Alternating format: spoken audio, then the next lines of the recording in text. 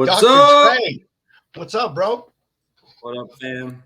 How was your Boy, day? the only thing that dude, I was supposed to drive down to Georgia this morning, but thank God I did not, because the first thing I saw when I woke up was the good kind of problem. You know what the Oh yeah, good what kind of problem is? It's kind of kind problem of is that?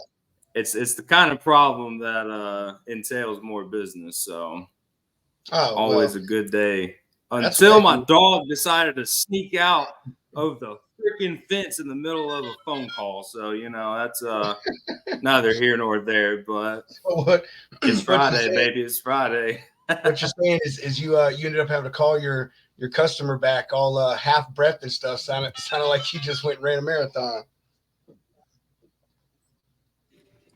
Man, Boy, that's crazy. My boy every says it's day in logistics is a marathon. I still got a gut, but it's the mental marathon. How was your day, my friend? man. Mine was actually kind of bad, dude. I am actually still losing money as we speak. Like for real.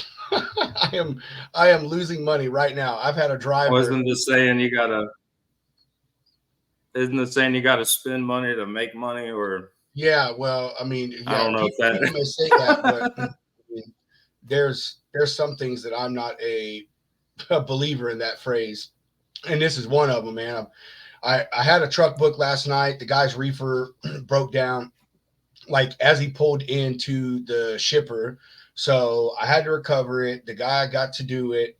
He obviously showed up late to the appointment, and he's been sitting there since 12:50 Eastern time, and it's now 8:30. And obviously, I have to pay him detention, and because I missed the original pickup, the shipper's not going to pay for this. So far, I'm out. I don't know, a couple $100, something like that. So that's an interesting point to bring up. You say that your driver's been sitting there, it's all been communicated there. He's got there on time, but the shipper is going to refuse No, he didn't get there on detention. time because the original appointment was set for I don't know. I'd have to go back and look at my system, but 5, 6 a.m. Something like that.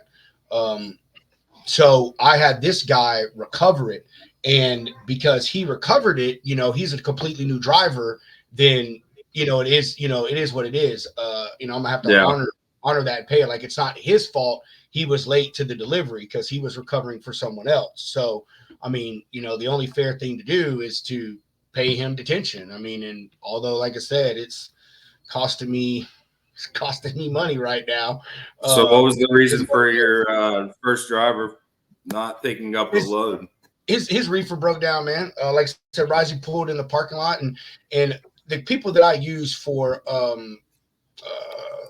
the people that I use for this customer, dude, they're all it's all like a small pool. So like it's like I trust this guy. I Yeah. use him all the time. And just so happened his reefer broke down. The guy who recovered it for me actually runs a dedicated lane for me for this customer 3 times a week. So I don't know. I treat my guys well, man. I know these guys, and here I am complaining about losing money, but also that driver, he's been sitting there for 7 hours at this point. You know what I mean? He's got 4 pallets on his truck, bro.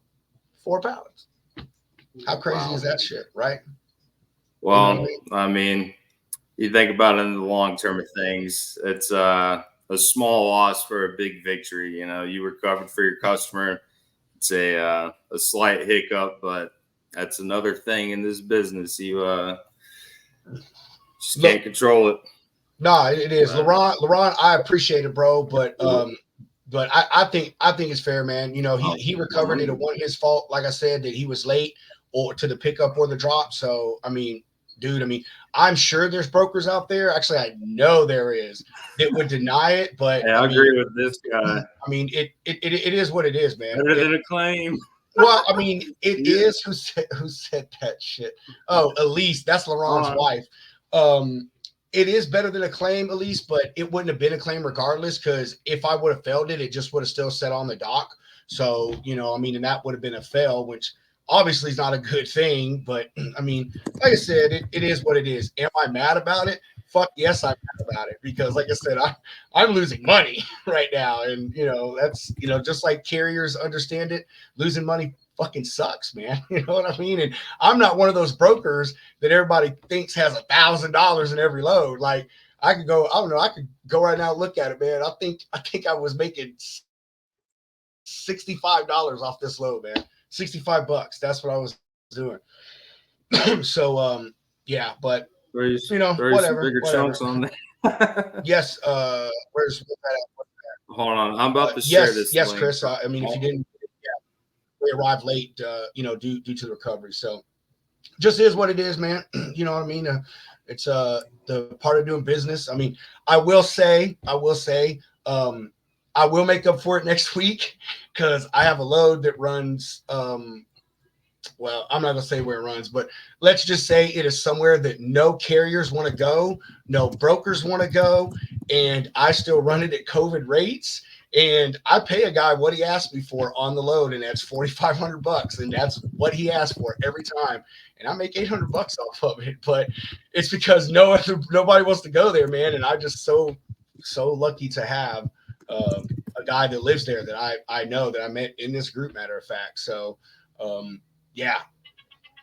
Oh crap. All right. So everybody that's here, man, there's my driver right now, man. Look, we can talk to him live on air. Bring him on. What's up there, Don? All right. While he's answering.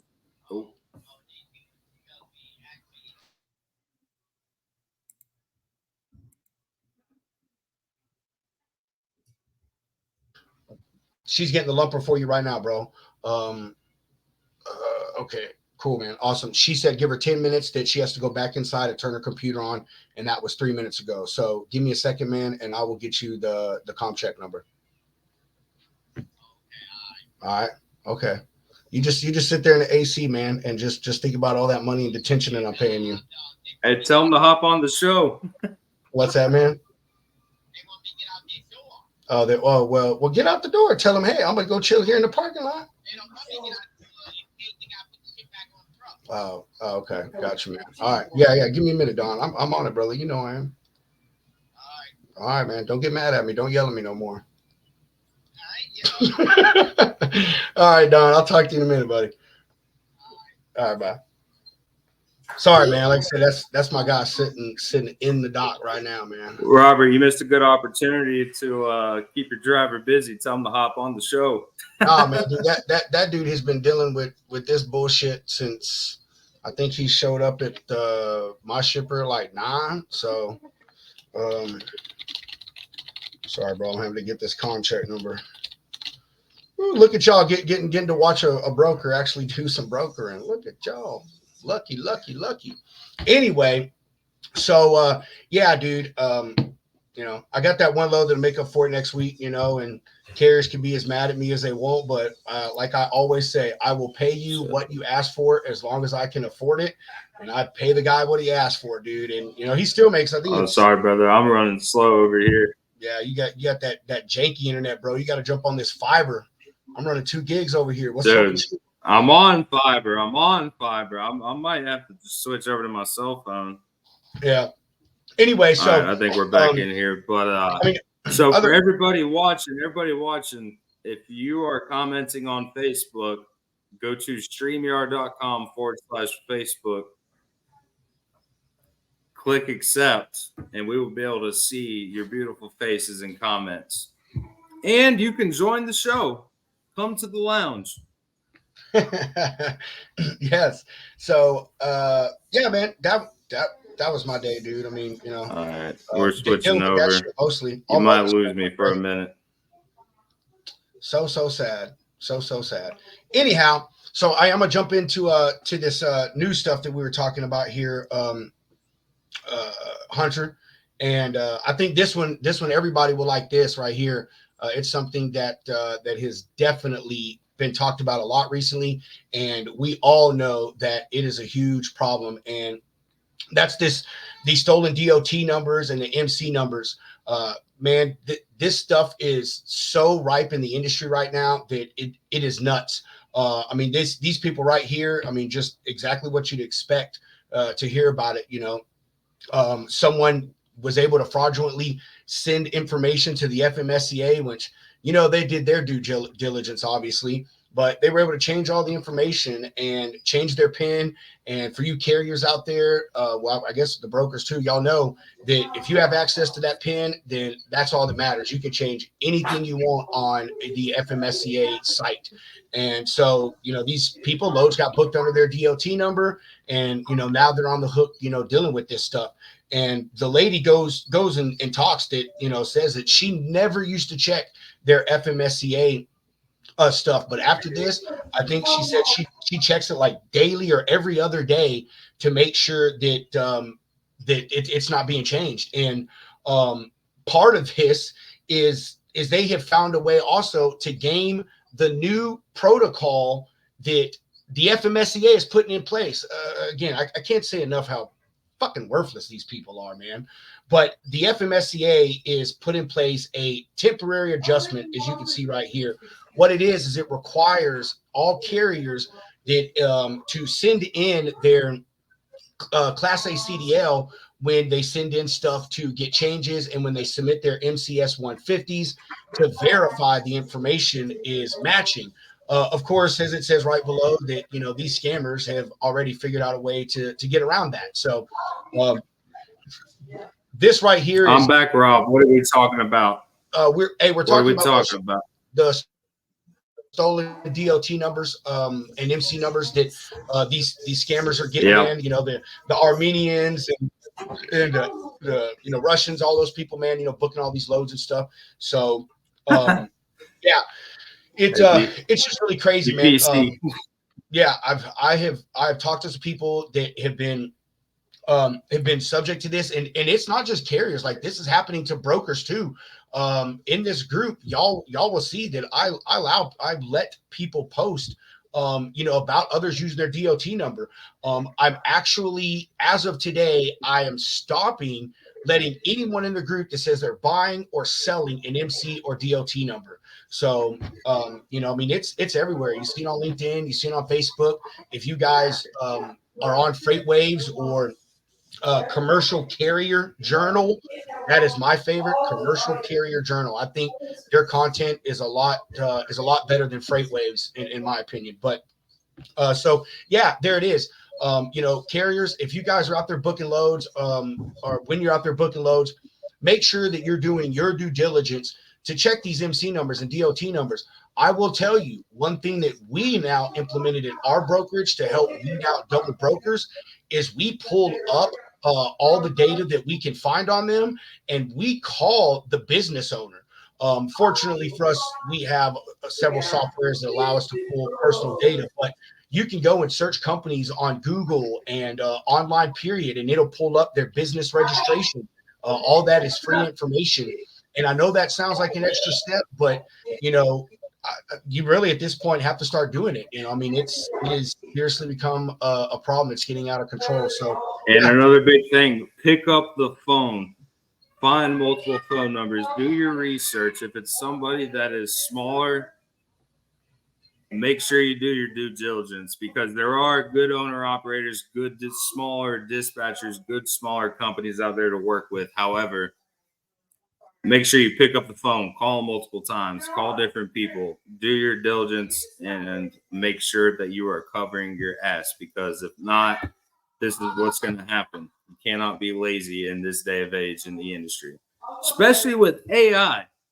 Imagine what AI is doing. You see these people pulling up videos with Leonardo DiCaprio out there swinging golf clubs or whatever. It's not even him, but it looks and sounds just like him. You got to do your due diligence. FMSCA, go to Carrier 411. Check out yesterday's episode. Carrier, sure. Hottie Toddy was out there preaching facts. If y'all were here yesterday, you're missing out. All right. So I'm seeing here Facebook user at 7:45. I'm on StreamYard. We're still trying to figure out how to make this work. If you can comment your name with it, then that will help a lot. But let's see here. All right, so I facts understand protecting loads and custodies, however.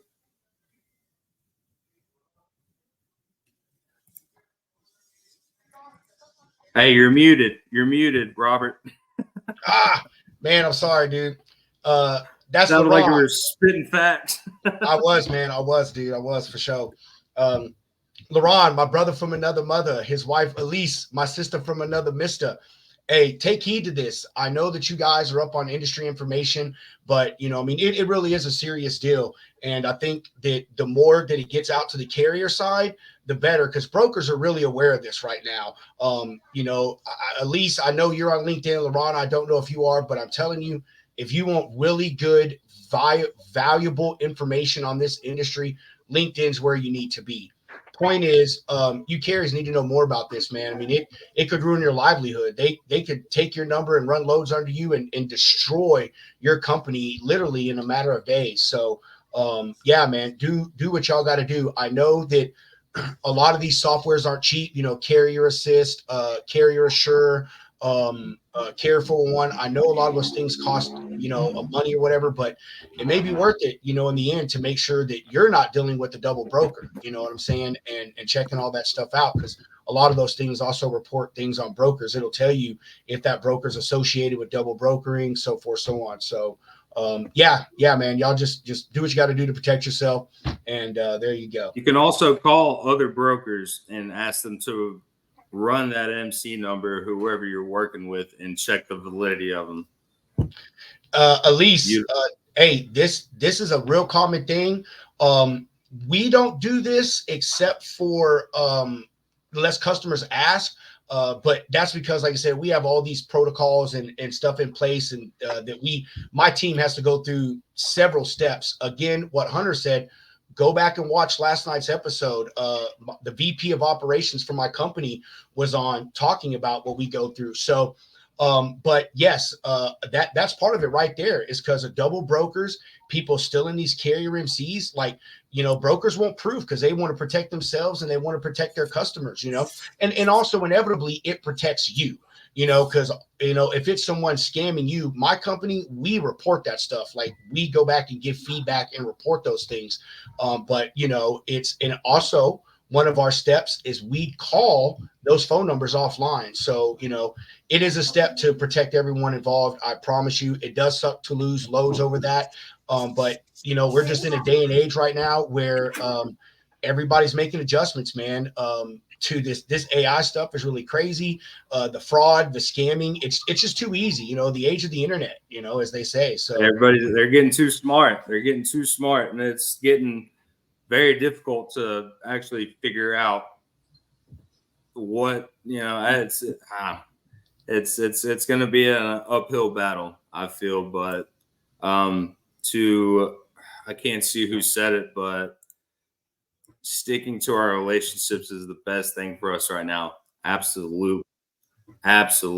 Relationships are the biggest thing and have always been the biggest thing. Yeah. For this industry, especially in this market. No, it is, man. And again, that's Elise, and it's true. This guy that's stuck in the dock, man, I've built a relationship with them, and I feed them loads all the time, and because they're good, reliable people. And if you're a carrier fortunate enough to have a broker that does it, feeds you, good loads here and there out of a certain area, value that relationship. And, if you feel like you're not getting paid what you do, talk to them. I upped the guy's rate $100 this week. It doesn't sound like a lot, but that's what he said. Hey, can you do 150? I said, I can do 100. He said, cool. But point is it's to keep that relationship going. He runs a load for me to the middle of nowhere, Arkansas, that nobody else is going to run. So yeah, if you're fortunate enough, do that. And I know Elise and LaRon, they got some good connections where they're out of up in northwestern Arkansas. So yeah. Slayton, meet me anytime, anywhere. I will punch through 15 walls with my pinky finger, buddy. You know this. Who is that said that? Oh, LaRon, like I said, listen, hold on, let me put this up. No, this is the Friday edition, sir. So, and that's what the Logistics Lounge is, man. It's, come in here, chill with a beer, a glass of whiskey or brandy or whatever your thing is, and drop a couple F-bombs and some shits and dams, and nobody's going to think any less of you, bro, because, we all have it. We all have cuss words in us. Sometimes you just got to let them out, and dirty language and ideas and whatever. But anyway, like I said about carriers protecting themselves, man, when you go to book a load with the broker, take the extra step and look up some information on them. Google that broker, man. Everybody's on Google Maps. Everybody. Google the name of them, man. It'll pull up like when they filed their LLC, so forth and so on. I know that takes an extra few minutes, but it's worth it for you to be able to avoid a double broker. Now, if you have the ability, to pay for them. There are programs out there, which I previously mentioned. Carrier 411, that stuff. Things get reported on there. Carrier Assure or Assist. There's another site for you to get help on. So yeah, I mean, there's tons of ways, man, and those are just a few of them. But anyway, Hunter, I know you had something you wanted to touch on, man, about some international freight. Yeah, if you could pull that. Did you have that pulled up on your screen? I don't know how to do the old screen share dealio. I do. Yeah, give me 2 seconds, buddy, and I will do that right now. Let's see.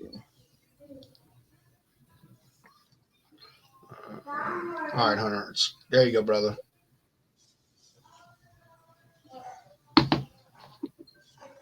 Sweet.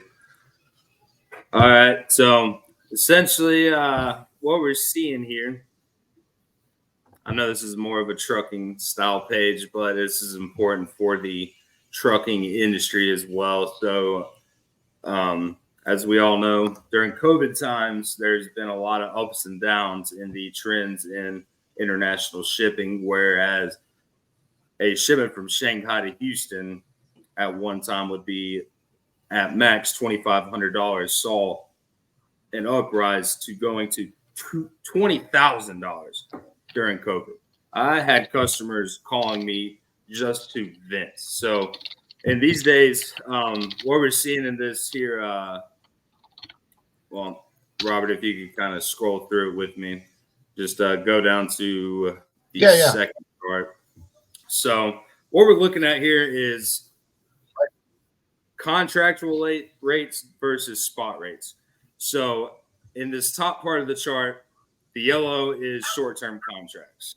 So short-term contracts obviously took a huge spike in the first part of this year, which is the slow season. A lot of people were not trying to be locked into these huge contractual rates annually. And it worked out for these long-term contractual people, because in the big scheme of things, Robert, like you and I were talking about, volume has immensely dropped with demand. So in that, steamship lines are competing against each other just to get a piece of the pie. So as of this point right now, with the economy balancing out, the contract rates are staying where they're at, and the steamship lines are starting to crunch capacity because they see more and more and more volume coming through. So what I've seen, and I'm going to get roasted on this, I'm guaranteed, because there's no way to actually know what's going on here. Nobody controls these steamship lines except for the steamship lines, but we call it ghost bookings. So a couple weeks ago, when you could get shipments for, let's say, from Shanghai to Long Beach for $1,500. Contractual rates were at $5,000, but that's making a shift. So down the road now, it's not looking good for the spot rate market. So a lot of people have been eating up capacity ghost booking, taking it up 50 to 100 spots per vessel just to get these rates on a limited dream. And these cats are either going to sell it and they're going to make a killing in a short amount of time, or they're not going to sell it and they're going to end up with the cost. So it's hard to discuss exactly what's going to happen. As of right now, short-term rates have just crossed over long-term contract rates in these past in the past year. It's I don't know, man. I wish I had the answer to it. As you can see, I wish I could point at this. I need a green screen behind me like a weatherman, but it's the battle of the bands right now, man. Tell me where to point, man. So we're right there at the spot at 22.828. You see? No, yeah, yep. Go up. See where it crosses over? Yeah. Short term started crossing under. All right, so that's where people were getting burned. And I've seen this because it's, like I said, man, the difference in rates has been astronomical. And a lot of bookings that my customers have sent me have been from April, and they don't go to fruition until 4 months later, right now in August, and they're getting burned. However, I've never been a big person for locking into one steamship line for a annual rate. I think, like we're seeing now with any kind of, I forget who it was there, but like RFPs for general OTR truck are going to go month to month because it's ever changing. To lock into an annual rate, any kind of long-term contract, just besides a general contract, as you know, it's you'll get yourself in trouble. People are losing thousands and thousands and thousands of dollars, and freight forwarders, brokers, steamship lines, everybody's taking advantage of it. They're still racking all kinds of money on top of this, and this is something that, you know, like we talked about the Dre Day segment that's going to come across. I want to get my guy Steven on here. He's been in the industry a lot longer. I'm more of a drayage guy, but this international stuff, I'm learning it day by day. There's more to learn every day, so it's going to be interesting to see how it plays out. But it's a good sign for the industry in all, though, because these steamship lines are seeing more capacity come across, which means more freight, more business. America getting back into the function and flow of things, and we'll definitely touch back on this. But also, dude, I told you I don't like freight waves. I don't understand all these graphs and shit. Yeah, no, I mean, I feel you, bro. I don't really like the graphs and stuff either, a lot. But everything that you're saying is true, and I don't think a lot of people understand this. That America is a country that does nothing but outsource. We are no longer a manufacturing company. Let me pop in real quick. Yeah. Export, those rates do not change hardly. Now the imports, that's where you gotta watch your bank. That's watch your six for sure, because people will absolutely eat your lunch and have no problem with it. Oh yeah.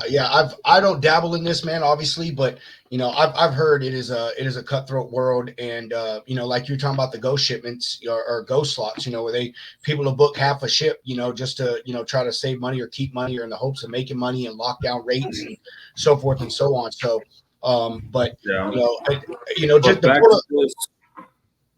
establish relationships like you and I are doing. I'm a drayage guy. I'm an international guy. And to connect the full supply chain together is, in my personal opinion, the best way to go. Freight forwarders rock. They have their spot in the world, but I think we're going to see this industry change, especially on the import-export side of the world. Yeah, I definitely agree with you on that. The little bit that I know about it, it is, man. It's man, I feel that COVID changed everything. You know, I mean, we keep touching back on that, but I really do. I think that it shook the industry in every single sector, every single corner. And I think since then that it's just continued to change and evolve. And you know, every day, every week is something new, some new technology, some new thing that's changing, some new laws, so forth and so on. Rates for everything are all over the place. I remember right after COVID, Hunter, and correct me if I'm wrong, but the container and rates from China dropped down to like $500 or something like that, from like, you know, 2,500 or something. Oh yeah, dude. I mean, it's crazy. Like some of the, I've had some customers that are freight forwarders that don't handle the full, or freight forwarders, freight brokers at the same time, and they've sent me over some of the master bill of ladings, and I have seen the prices that their customers being charged. Or I have a lot of customers in the recycling business, especially now. There's a lot of people overseas that are overtaking the full logistics spectrum, and I I'm trying to drive it through people's heads, but it is like, dude, you're gonna lose a lot of money if you do not bring it back home, because Americans are dumb, you know, that's what they think. And it's yeah, I don't know. I've been rabbit holing in this for many days now, and I don't think it'll end, but We are. We are. Americans are stupid, bro. Like we are. Dude, I watch yeah, but we're videos. hard working and we got the ethics, man. Back to We the double brokering, like, we are like the suckers of the planet. I promise you, that's the way how everybody else sees us, man. anyway, yeah. anyway, I'll take my freedom for the sucker part of it. I'm dumb, but I'm not stupid. I agree with that, man. I got you, man. I got you. Let me see down here. Who is that right here? Chris, which we haven't on in a minute. Chris, I appreciate your patience, bro. Hunter and I wanted to try to start this new segment of touching on some new stuff. And with it being Friday, we just kind of been bullshitting around. So just be patient with me, Chris. I'll have you on. But Chris says there are sharks near minnows. If you got to wonder which one you are not a shark. That is correct, man. This industry is cutthroat. Broker side, carrier side, freight forwarder, man. Like it is. You got to be the baddest man in the business. You are the best every day. That's right. You got to talk the talk and walk the walk. You got to know what you're worth, but you got to be fair. You got to compromise, and that's for everybody, you know. So yes, good point.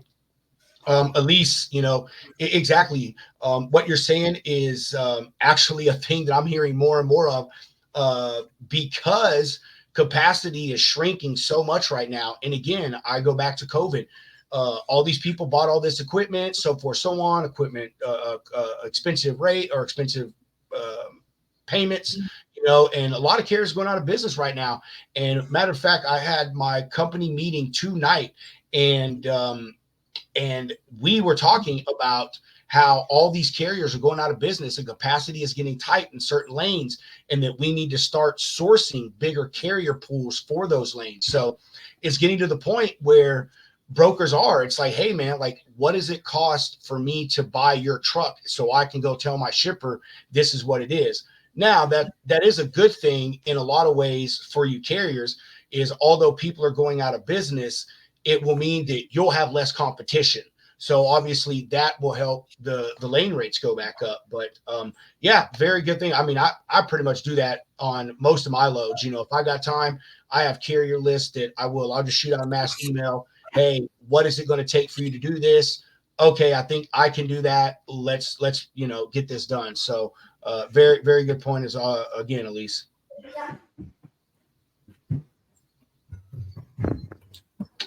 So I missed my wife's comment up here. Look at my beautiful wife. Can you believe that a ugly motherfucker like me has a heart like that, bro?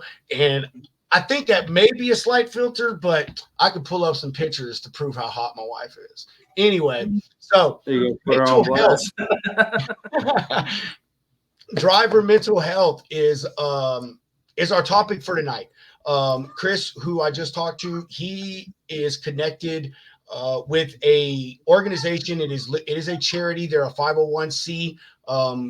Which is what you have to be a charity and not to pay tax or so on. So their goal is to help with drivers and their mental health. If you are a driver in the crowd and you're on the road for more than a week, you understand how it can be hard out there by yourself. It's lonely. The only connection that you really have with your family and your friends is a phone. Nowadays we could do video chat and stuff, which is great, but it's still not the same as being there. You're missing birthdays and holidays and just regular days. You're not home on the weekend to play with your family, and that stuff's hard. I'm speaking from experience. I drove for 10 years. And I used to stay out 2-3 weeks at a time, and it was really hard. It's lonely, and my outlet was a TV and a PS3. So let that tell you how long ago I drove, right? And that was my sanity. And the only little bit that I got to deal with my family was like I said, through phone call and stuff. So with that said, Chris, I'm going to send you this link now, my guy. And we're going to have you come on and chat with it. Man, what you got going on over there, bro? Rugrats. Talk about mental health. Yeah, right.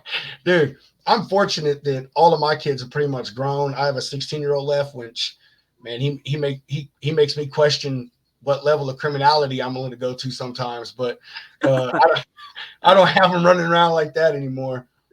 Yeah, luckily they ain't mine, but luckily, man, dude, having kids is a great thing, man. It's an awesome feeling. Yeah, when they're yours. Dude, I tell my wife that all the time. Everybody I meet, I tell them all the time, said, I hate kids. And I really do, bro. The only kids I love are mine. And my reason is because I can't beat your kid's ass. You know what I'm saying? Like, if your kid acts stupid, I can't beat the heck out of him. My first son's going to do dirty work for me. Chris, what up, Chris? Man? Good to see you. What's going on, guys? Chilling. So my government name is Chris, but if you guys are on TikTok at all or Instagram, Snapchat, anything like that, you can find me under Ticket Money. Listen to that. Ticket Money. I need some ticket money. I just bought Dallas Cowboy tickets. Can you give me some of my money back for that? I mean, are you a Cowboys fan? Things worth cheap. Yes, I'm a Cowboys fan. I don't like Miami Dolphins, Dallas Cowboys the day before Christmas. Bro, the Dolphins ain't been shit since Marino. I mean, like, everybody knows that, bro. Oh, the best to never do it? Oh, man. I remember I used to be a Dolphins fan because my family's from Florida, and I used to be a huge Dolphins fan back in the 90s and the Miami Hurricanes, too. But I don't know. I grew up and I got smart and, started going to the Cowboys in the 90s when they were awesome, and now they fucking suck. but I still love them, man. Should have never left. I still love them, man. Anyway, Chris, you want to tell everybody a quick little snippet about yourself, and then I'll share the screen, and you can talk about the Truck Drivers of America charity. Okay, yeah. So my name's Chris. On social media, it's Ticket Money. You can find me on TikTok, Instagram, Snapchat, so on and so forth.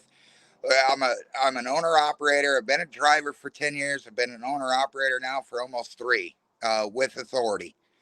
So right now I just have 1 truck, 1 trailer. I've been in the industry for quite some time, including the almost 10 years I've been over the road with a CDL. I operated without a CDL locally in the Oregon area, running a rotator and flatbed tow trucks and things of that nature. So I've been around the equipment a long time, almost 20 years now. I've seen a lot of changes, and some of these changes that we're going through now are just absolutely horrific. And look, if you don't adapt and change with the market, you're not going to last. It's just not going to happen.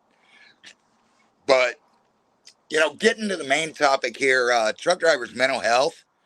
It's not just us truck drivers, it's our families that go through it too. How many of y'all are married? You know, I, out there in the chat, I know you're out there raising your hand right now too. And if you're not, that's okay. You got a wife, a significant other, a mom or a dad, an aunt, uncle. They're going through life without you as well. So they're going through some mental health things. They absolutely are. Yeah. Truck Drivers of America charity is founded by 5 board members who are truck drivers themselves. I am not one of the board members. I am a strong supporter of the group. I'm a member of the Discord group.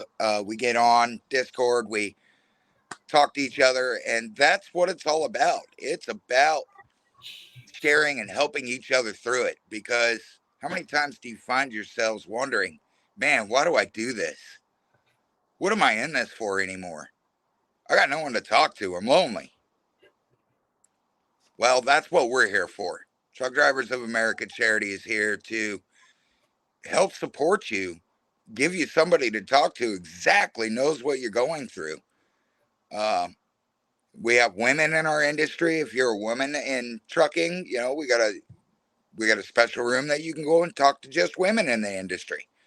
Or if you're a vet, you can go and just talk to veterans, military veterans that are in the industry. So, Chris, is this something that you can find online, or are there local spots where you can go in person and talk to people, or is there a Facebook community where people can meet? Absolutely. If you go to truckdriversofamerica.charity.org, this is the homepage that you'll find. It is a true 501c3 charity group, so they are a nonprofit organization. You can help our cause by donating. Donations are acceptable at any time. You can reach us through the website. You can reach us onto Facebook page, Discord. There's links for Discord. We're also part of a big group of us are on Life 360 and do things like shenanigans. Go and put a little clip on somebody's truck, and then they got to find it during their pre-trip. Helps promote things like safety, actually conducting your pre-trip, because how many of y'all get out of your truck and go, yep, trailer's still there, lights work, I'm out. Absolutely. Dumb drivers. That's true. Dumb drivers. Don't even get me started on pre-trips, Chris. Don't even get me started, bro. No, let's not get started on that. But seriously, so we actually are promoting things like safety through some of these things that we do as well. You can go down at the bottom of the page there. There's the links for Facebook, Instagram, and TikTok. You can join us there, follow us, send messages out. Can't quite see what's going on there in the background, but yeah, there's the face of our charity, Grizz. Yeah, that's the face, Chris. He's a funny guy, cool cat, pretty laid back. All of us are really laid back. There is merchandise that you can get on Truck Drivers of America charity. Go to the supporters page, I believe. And there's things like Bolts Not for truck drivers. There is a group for the spouses as well. You could join us on Discord. Definitely follow us on TikTok and Facebook. Get a hold of the Discord link, and if anybody messages me directly, I'll send you a link for the Discord and a personal invite. But we do have spouses that are on there, as well as the actual drivers of the spouses. And there's a room that you can go into, a private room, and talk to each other as well. Yeah. Well, Chris, if you share that information with us, I'm sure Robert would be more than obliged to agree with this. We will share this on a daily basis on this show every time we have one, just to spread the awareness, get it out there, and really, really help support this cause. So, yeah, absolutely. And drivers, if you're out there and you're on the website, truckdriversofamerica.charity.org, Go to that website. There is a mental health survey. It's completely anonymous, and it asks general questions. Have you ever felt this way? Because there is no data anywhere that is actual factual data about how drivers are feeling out there on the road, what they go through, what obstacles they're faced with. Even spouses take it, and just say, Yeah, I'm a spouse. But it's a quick little deal, and it gives real time data that we can present to places like the FMCSA and say, look, it's not just about hours of service. What about this? absolutely. And you know, as a freight broker, I can't even imagine. I know I go through my little bit of mental health. You got to be a tad bit crazy to work in this industry, but you know, with the father I had, the mother I had, I, I I feel for y'all, man. It's I couldn't imagine, missing birthdays or preschool graduations, football games, baseball games, and just those little moments. So that's something very special that you're doing here, Chris. I think it's very amazing. That's awesome. Yeah, Chris, we do, man. We love it, and man, the moment you told me about it, I told you I wanted to have you on. We just needed to get through a couple of shows, and we intend on having you on again, man. You and I have talked via Facebook for quite a while, so I know you're a real knowledgeable guy. And man, I'd love to have you back on for some stuff, dude. Especially that pre-trip stuff. Oh man, I want to still go off on some pre-trip stuff. Anyway, my wife, look, this is my wife again. She's right. Elise, I know you're out there, so I know you can agree with this. The kids suffer too, man. When I was a driver, there were 2 days a year that I was for sure home. That was Thanksgiving and Christmas. I spent New Year's on the road. Your birthday, I got to join my kids for their birthday only if it aligned with my coming home, man. Other than that, that's it. And Elise, I'll post your comment in a second. I just saw it. So I remember the last event that I thought I was going to miss, and it was right before I stopped driving. My oldest son was the colonel of the drum line in our local high school, and it was homecoming, and it was his first homecoming, and he was colonel of the drum line. And I thought I was going to miss it, but I will say that the company I drove for, man, they redid my logs. We're running ELDs at that time, which we still are. Redid my logs, and then I only could get 70 miles away from the terminal, and they came and picked me up in the shop truck, and then I drove home to get to my son's homecoming.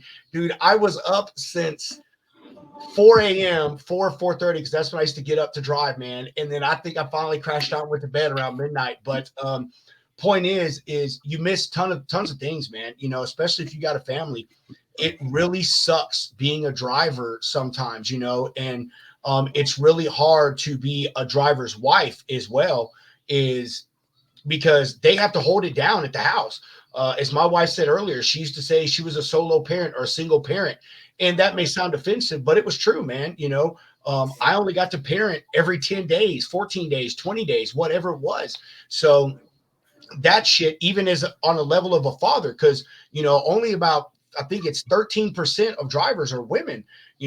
As a father, that messes with you too, not being able to be there for your kids, especially if you're a father of young boys, because obviously we know the most important influence in a young man's life is their father, so if, it is a very difficult thing. Elise, I think that is you. Yes, the kids made it so sad, counting days, counting till dad comes home.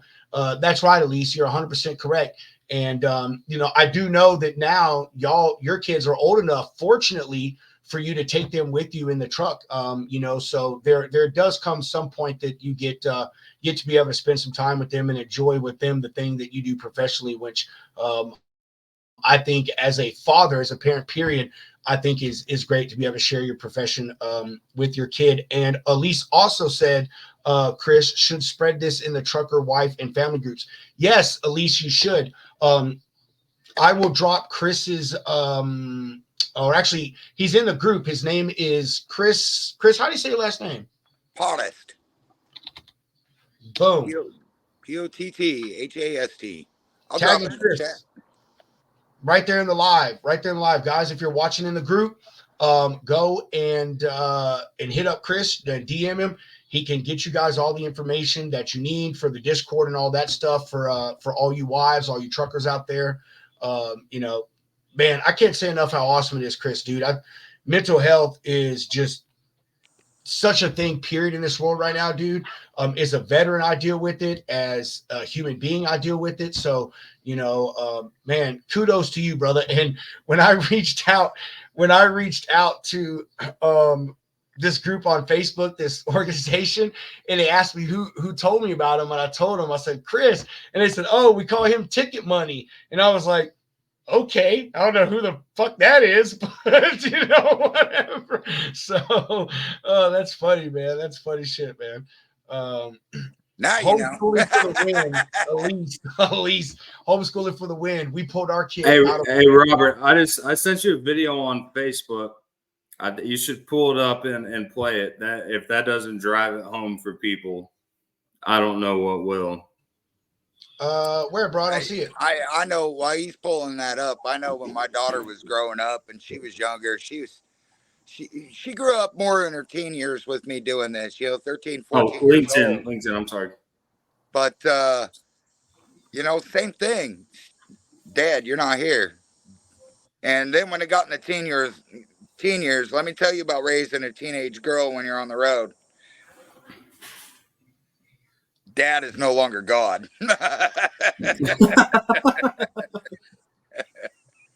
Papa's coming home. Yeah, and now my granddaughter loves it when Papa's truck's home, and she comes running to the truck and she wants to climb on it and climb in it. And as a driver, that's the greatest feeling I can have. She loves Papa. Absolutely, man. Well, I commemorate y'all for doing your time. And I've got a 96 Dub 9, so she loves pulling on that. Do you have a W9? Yeah, I do. Man, I fucking hate you, bro. My kid, dude, literally. Okay, so for those of y'all who don't know, I help a friend of mine operate a truck company, and man, we just got a KW. It's not a W9, but my point is that my sons, dude, their favorite trucks are W9s and Western Stars, bro. Dude, man, I love some W9s, man. Have you seen the 100-year edition that they're coming out with? Yeah, I have. I'm pretty sure I got to see that at Matt's. Bro, that thing is disgusting looking. Man, you suck out a W9, dude. I used to have a friend, Scott Robertson, man. He was one of my mentors when I first started driving. And he had a W9 that did 80 miles an hour, bro. It was fucking nuts, man. I think I got mine set at 125. Golly, dude. Not that I do 125, but it's nice to say I got a triple-digit truck. Come on. Hey, what up, Chad? Logistics Lounge is not a group yet. This is all running off of freight brokers, shippers, brokers, and owner-operators. But it might not be a bad idea, Robert. It is, man. As soon as I saw his comment, I was like, holy crap, man. Like, that would be a really good idea to start a little Facebook group, man, for sure. Glad to have you. This is almost like kind of like a Discord, where everybody can get on and stream and chit chat. And although when you got a Discord channel, it kind of slows it down when there's video streaming if there's too many people on. Yeah. I'm not on Discord. I will tell you. My wife's like, I am. She's right next to me, bro. My wife watches this thing every night, and she texts me stuff like, say this, ask this. Like, it's so funny, but it's so fucking annoying sometimes. Chris, I would like to get with you about sharing this with the family support groups. Hold on, Chris. Let me tell you who that was. Elise, that was her. Elise, I tagged him in literally the message below yours. So DM him. Chris, Elise is amazing, bro. Like I said, my sister from another mister, her husband LaRon, my brother from another mother. Just fantastic human beings, dude. Like seriously, dude. She's amazing. So if she messaged you, definitely accept her message, man. And thank you for what you do, Chris. And my wife said, thank you for what you're doing, Chris. Oh, thank you. Like I said, I am a major supporter of this group as well as Truckers Final Mile. But you know, Truck Drivers of America charity kind of hit home with me. You know, everybody goes through stuff. July 4th, I had a pretty serious incident with the barbecuer and ended up in the BAMC hospital there in San Antonio. Oh yeah. Oh yeah, it was pretty terrible. I inhaled a fireball, and they ended up intubating, putting me in the burn ICU unit there in Brooke Army Medical Center, and it was a pretty scary deal. The first people my wife reached out to and let them know is this group right here, and they came through. You know, the amount of support that my wife had was amazing, and then when I got out of the hospital and was able to talk a little bit. You know, the support that I have. Hey, you got this, brother. You're still here with us. Yeah, man, that's awesome, bro. I mean, I won't go any further than the little sentence I'm about to say right now. But there's a few of you that know exactly what I'm talking about. But I had an incident, man, where I was in the hospital for an extended amount of time. You know, when I was driving and stuff, dude. So I was fortunate to have a good support system, and I spent a lot of time in and out of the hospital, and without them, I don't think I would have made it. So I didn't have anything like this group that you're talking about, this organization. But my point is it is extremely important to have people to have you back. And Chris, I can't see your face no more, bro. Oh, there your ugly mug is. It is important to have people that got your back, man, in all aspects of life.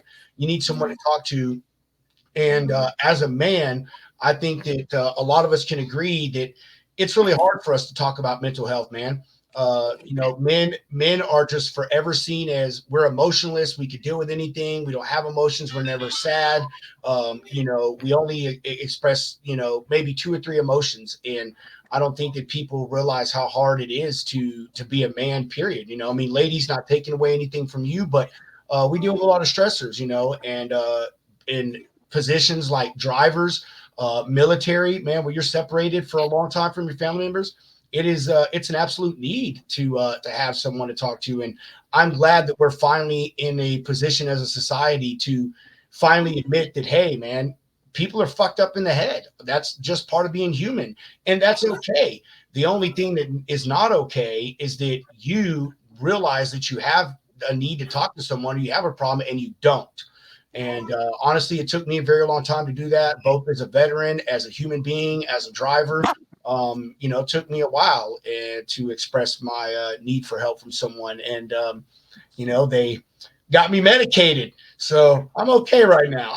Yeah, I got people trying to come in from this group, Sassy Truck and Tiff, and Brent 379. They're on TikTok. They've probably messaged you, Rob, to friend you so that they can get on and comment.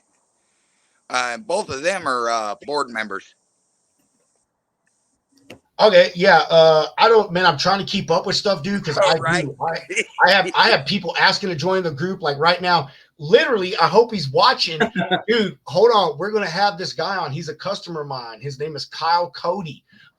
He runs or partners running a pharmaceutical company with, I believe, his cousin. And man, we're gonna have that guy on soon, so you guys can hear directly from a shipper. You know what. You know what they want to hear from. But I did get an invite, Chris, from the organization itself, and I don't know, about 15 others. So I have to catch up with them and stuff. But yeah, I reached out to them earlier, man, to talk to them and say, hey, you know, and Hunter, I'll tell you this, I offered them all the free ad space on the show they could ask for. You know, I think it's an important thing. You know, I told them, hey, we'd love to have you on the show at a later date, help talk about the mental health issues that drivers and drivers' wives and their families deal with, and what you guys offer or what they offer. I don't know, there may be women on the team.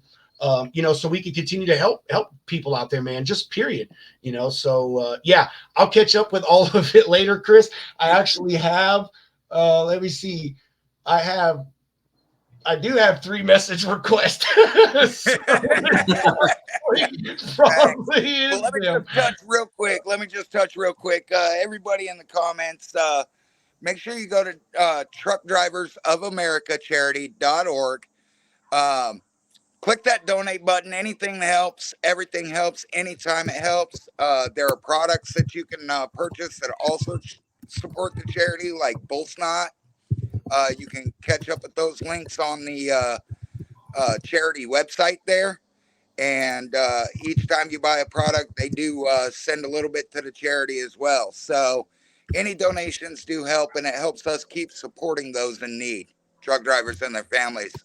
And I just want to say thank you for letting us be on the show and speak about this important topic. We love you guys, and we are here for you. No, Chris, we appreciate you, man, and the stuff that you guys are doing. Like I said, man, you can't just stress enough the importance of mental health, man. You really can't. So, yeah, we appreciate you, and we're going to have the organization on itself and let them further talk about it, so we can continue to get awareness for this issue, man. And yeah, Chris, dude, you're welcome to stay the rest of the show with us, man. Probably for the next 10 minutes. Hunter and I are just going to chop it up, and that's about it. Hunter, if I could just continue what I was saying about my boy Kyle. Like absolutely not. I do, man.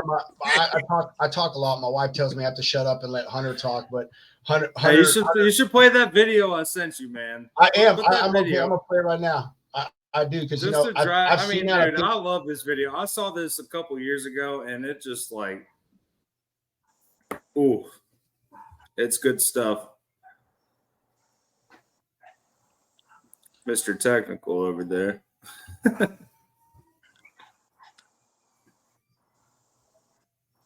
See that we didn't touch there. That Facebook user says, thanks, South Carolina checking in, owner operator container hauler. Thanks for coming in, bud. But yeah, this little video right here. Little boy waiting on his daddy to get home. Still in diapers. That's what it's about right there.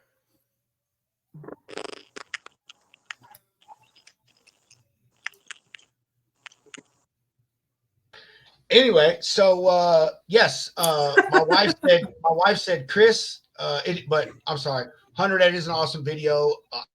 I do remember when it came out, dude, and man, I could pull up pictures right now, man, of my son sitting in trucks. Dude, my kids loved trucks. I'll never forget when my youngest first got in the truck with me, dude, and he absolutely loved sorry about that, Chris. I didn't mean to take you off. He absolutely loved talking on the CD, man. He used to talk so much shit to drivers. I had one son that he used to do the oops, you almost had it, or whatever that Geico commercial was. And my truck used to do 67, and these guys used to try to pass me. And my son would get on the CD and say, oops, you almost had it. I'm telling you, man, my kids used to love being in the truck, man. Yeah, oh no, that's what it was. He used to say, gotta be quicker than that. That's what it was. Gotta be quicker than that. Oh man, that shit used to crack me up, bro. But well, that might be a good little that might be a good little thing, man. Like, everybody that's watching the video, if you got pictures or videos you want to be included for a short little segment, we'll do a little shout out segment. You know what I'm saying? For the Truck Drivers of America charity. Yeah. Hey, if you guys got any cool videos or pictures out there, man, for sure of your driving adventures, yeah, send them in, man. We would love to put them out in the show. Yeah, my wife says you're beautiful, Chris. Who is this? Oh, hey, look, there we go. Truck Drivers of America. Hey. hey guys, how you doing? And they say, hey Ticket Money, and where's that one? Hey Ticket Money. I honestly at this point think that Chris is paying money for tickets. So Yeah, let it's me see here. Sassy Duck and Tiff is Um, actually Tiffany Lamontola on Facebook. Yeah. Um, hey guys, no, we appreciate y'all. Like I said, we There's really mic interference. mic interference. I don't know what it's from. Sorry. No, guys, we want to. I don't know, man. I've got my wife, my guy that I partner in trucking with, Desmond's watching. Like I said, I think my customer Kyle Cody, he's watching. So everybody's giving me feedback. You know, we're new to this thing, dude. So we're still learning how the electronics and stuff work from it. But no, we're happy to have you guys and support you. Like I said, as soon as Chris brought this up to me earlier this week, I knew that it was something that we wanted to support. So yes, and I want to have y'all on to talk with us about more about what you do and highlight more of what Chris told us about. You know, just give us all the information we can. You know, we want to hook people up with y'all so you can continue your mission, and maybe we can, you know, do our little part to help provide success to that mission. So awesome. Yeah. Anyway, what I was saying about my boy Kyle, he runs a farm. I know, man. We keep just get off a. He runs a pharmaceutical company, and he and I hooked up a while ago, and we were actually just talking earlier, and we're going to have him on to talk about the things that shippers look for when you carriers or us brokers are calling them. You know, the things they want to hear, the things they don't want to hear, the things they care about and they don't want to care about. I will say that Kyle, he is a diamond in the rough. He's one of those people that you have to earn his trust. And what you say you're going to do, you have to do it. And you get one chance and maybe two, and that's the end of it. He doesn't like getting ripped off, but he's fair. He just wants to be able to call someone, say, hey, man, this is what I need. I need it picked up this time, this place. I need it to go here. Give me a rate and just get it fucking done. So, yeah, we'll have him on to talk about some stuff at another time. Really great guy. He will fit in fantastically. Him and I literally were texting pictures of the beers that we're drinking, before I went on the show. So, what do you, mug root beer? Oh, that's the mug. There you go. Hey, I got my beer. Oh man. So anyway, all of you out there, we appreciate you guys watching. For the first week, I think that we have done pretty good. We've actually got up to double-digit viewers, which I like I said, I think and Hunter believe that that's pretty good. We only stream to our group and our Facebook pages, and although we're losers, hey, at least people are watching. And we promise the content is only going to get better from here. We have some incredible guests lined up. I have a person that's actually going to advertise in our group.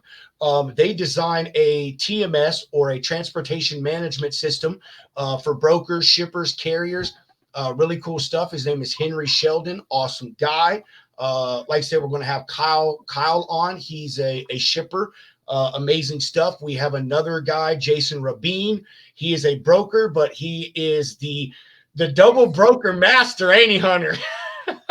this Hey, guy, wait till the prank call segment. We're about to bring him down. this guy, Jason, his mission is to call out and eradicate double brokers. Awesome shit. I got my Hunter, his CEO, and I think his VP of operations. They're going to come on and chat about his company, Freight Mango.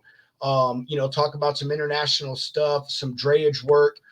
For you guys and gals out there in the drayage world, be amazing, awesome stuff. Hunter does dray and international shit. You know, I mean, if you want to hit him up, Hunter Woodson, he's in the group. He is a plethora encyclopedia of flipping information. Got some connections. He and I actually kind of did some business this week. I turned him on to a company I used to work with that does dray. So yeah, we got some awesome stuff lined up for you guys. The Logistics Lounge, we're happy to have everybody here. Oh, Chris's mic. It's my wife said, Chris, turn your fucking mic off. who was this? Oh, it's me. You're not losers. Everyone freaking matters, brother. Dude, you're right. Everyone does matter. I appreciate that. Everyone does matter. You're so right. Chris, control your mic. Oh, man. It's on my phone. It seems like every time I go to a text or something, I get in, then it does that. I'm sorry, guys. I didn't know. So what you're It's saying? that bubbly mug root beer. Hunter said, Hunter, what are you drinking, bro? I got Nothing. a nice crispy Miller latte. Miller Lite. You know what? I think I'm going to switch to the Beast. Dude, those are so. They don't have caffeine in them, man. They Bro. don't have caffeine. Hey, I tried 2 of those things, and those are dangerous, man. Like, because it tastes Yeah, just they like a monster. Just like a monster. Those things are super, super dangerous. Hold on, the best sound in the world. Oh. There you go. Yes, yes, sir, it is. Oh, man. Our next sponsor. It's long. Hey, I don't care what your opinion is, but I'm going to say it as long as it's not Bud Light, because we might lose viewers. Look, I hated Bud Light before it even got to be what Bud Light is. That's duck piss. Bro, hey, I call it bitch light. That's women's beer, man. That's women's beer. I only drink craft brews. I'm a Texas beer guy. 8-track. This is by Real Ale. I actually used to deliver ingredients to them when I worked for Performance Fruit Group. So yeah, but anyhow, we super appreciate everybody that's on. If you're just now tuning in, oh, hold on, let me see what my boy Des said. Oh, Monica said this is the whitest shit ever. Fuck you, Monica. Man, Monica, I'm about to sprinkle some chocolate. That's racist. Bro, that is my boy Desmond's wife. Dude, she is the most fucking, what is that? Hunter has the idea. At least get that shit out of here. She is. Thank you, Facebook user. that's Elise. Be nice to Monica. Dude. Anyway, Monica is a cold piece, bro. Her and my boy Desmond, dude. I'm telling you, we are like, I don't know. She's my Nubian sister, and he's my Nubian brother. Like, I'll just say that. We love them. Man, we went to their baby shower. Their daughter, Dior, is the most precious, beautiful little thing. So yeah, but either way, shut the hell up, Monica. Sprinkle. She said she has the right idea. Chocolate in the comments. Listen to her. Some chocolate in the comments. Oh my God, man. Desmond, get your old lady. No, let me not say that. My boy Desmond will get cut. Monica, don't be playing. So, I mean, that pretty much is it. If you guys are just tuning in, my wife said, be nice to Monica. I'm always nice to Monica in a mean way. We need to bring Monica on. Yes. Look, there's my boy Desmond. Oh, Monica, I love you too. You know I love you. Y'all my peoples, girl. Man, I'm gonna have to have them on because it's awesome. Like I said, we run a carrier together, or a carrier company together, and dude, we have been through the shit, the ups and downs, the in and outs. Guys, carriers, I know that's most of you. If y'all want to hear from someone who not Chris. If you want to hear from someone, no, I mean, I am a carrier.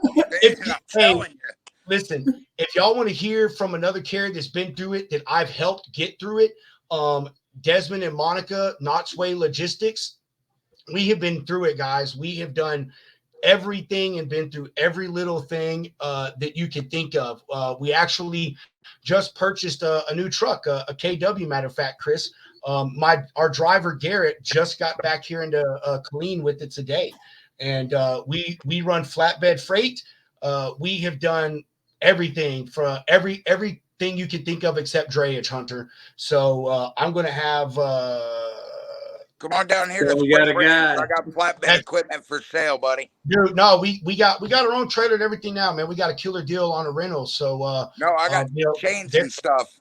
Do we got everything, bro? Bro, do I look like an amateur to you?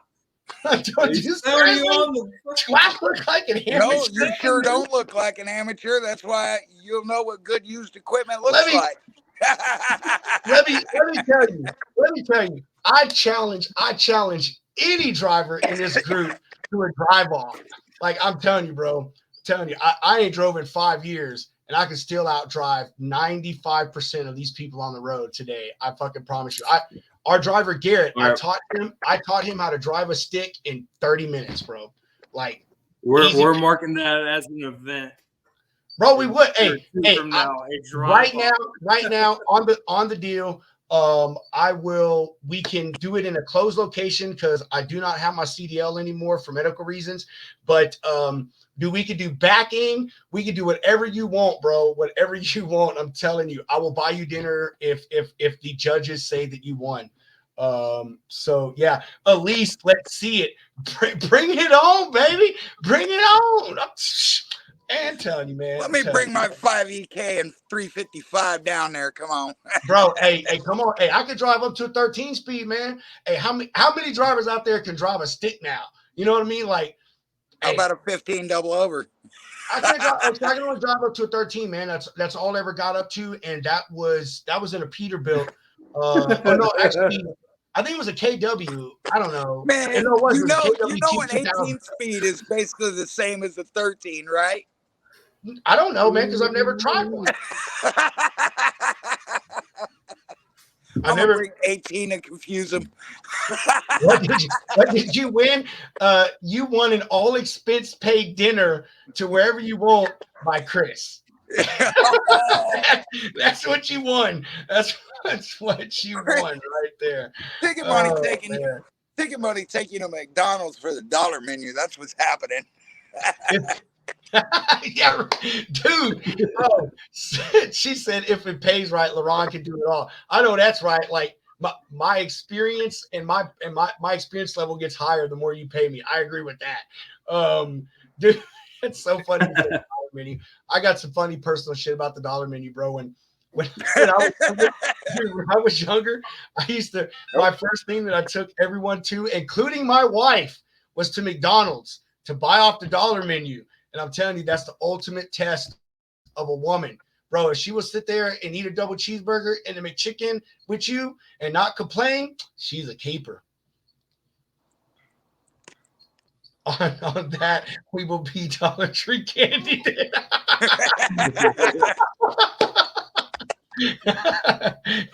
Return Dollar Tree candy. Coming from the damaged basket. Let's go. She said, boy, I was trying to have fun, please. Dude, we got to bring Catherine on as like our moderator. Dude, no, bro, no. You won't have nobody in here. No, man, it's not that. It's because she's a wife and she limits our fun. Dude, like, no. I mean, she limits. She tries to control. I didn't say it. My craziness too much. Bro, we have been together for a very long time. So there is nothing that I'm going to say that she has not heard already. What is it, 2001? 22 years. There you go. Look at that, bro. Yeah, we had our first kid in high school, man. So we've been through it all, homie. There ain't nothing I'm going to say that she's going to get mad at. 22 years. You put her through the McDonald's test? I know. 22 years. Did you put her through the McDonald's test? I did. Didn't I, dear? She'll comment today, bro. I swear to God, I used to live like 3 blocks, actually not even, man, maybe 2 football fields away from McDonald's.